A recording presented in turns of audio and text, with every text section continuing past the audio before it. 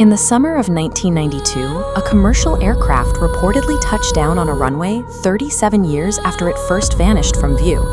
This is the story of Pan American Flight 914. The events began on the morning of July 2, 1955. Travelers crowded the terminal at New York's LaGuardia Airport, preparing for a routine morning departure. 57 passengers and a 4-person crew boarded the flight.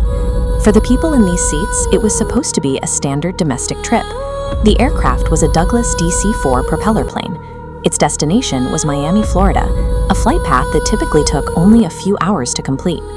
Weather conditions were optimal for flying. Captain C.G. Taylor completed his pre-flight checks and confirmed that all mechanical systems were functioning normally. The plane took off right on schedule. There were no warning signs or distress calls from the cockpit, just a standard takeoff for a standard flight. At 10:12 a.m., air traffic controllers in New York were tracking the plane as it moved over the Atlantic. Everything appeared normal on their instruments. 3 minutes later, at 10:15 a.m., the flight signals suddenly vanished from the screen. It didn't descend or drift off course. It simply ceased to register on the radar. The disappearance triggered an immediate search. Naval vessels and other aircraft swept the flight's last known coordinates, but they failed to find any debris, oil slicks, or signs of wreckage.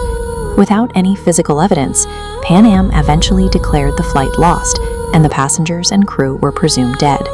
The official investigation ended in 1955 with no answers, leaving the fate of the DC-4 a complete blank for nearly 4 decades. On September 21, 1992, the timeline resumed at Caracas Airport in Venezuela, a modern facility handling jet traffic, thousands of miles from its original route. Air traffic controller Juan de la Corte spotted an unidentified blip on his radar. The aircraft was approaching the runway without any prior radio contact or flight plan. When the plane finally became visible to the tower staff saw a silver 1950s-era propeller plane descending to attempt a landing among modern commercial jets. The arrival was a physical impossibility.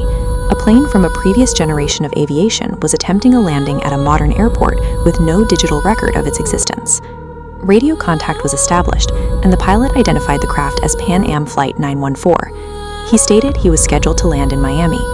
As this map shows, the flight was supposed to travel from New York to Florida, about 1,700 kilometers. Instead, the plane was in South America. De la Corte informed the pilot he was 2,200 kilometers off course, and the date was September 21, 1992. The pilot reportedly panicked. From the cockpit, he could see modern ground equipment and jet engines that did not exist when he took off. He immediately restarted his engines and taxied back toward the runway, ignoring the instructions of the ground crew. As the plane began its takeoff roll, a small file reportedly fell from the pilot's open side window. The DC-4 lifted into the air and vanished from the radar once again.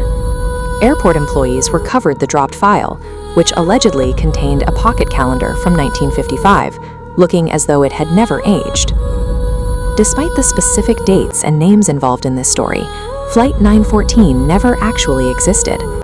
Aviation historians have found no record of a crash or a disappearance involving a Pan Am DC-4 on July 2, 1955.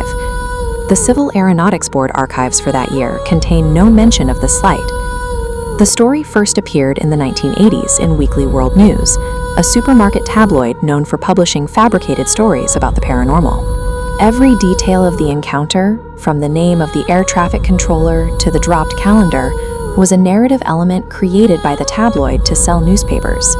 If the story is a documented fiction, why do so many people still share it as a true unsolved mystery?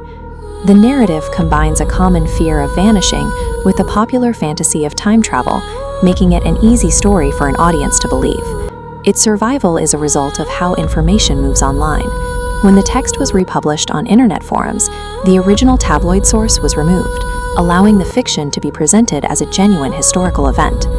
Flight 914 is a case study in how modern folklore is created. It demonstrates how a compelling fiction can settle into the collective memory as a fact once it is separated from its original context.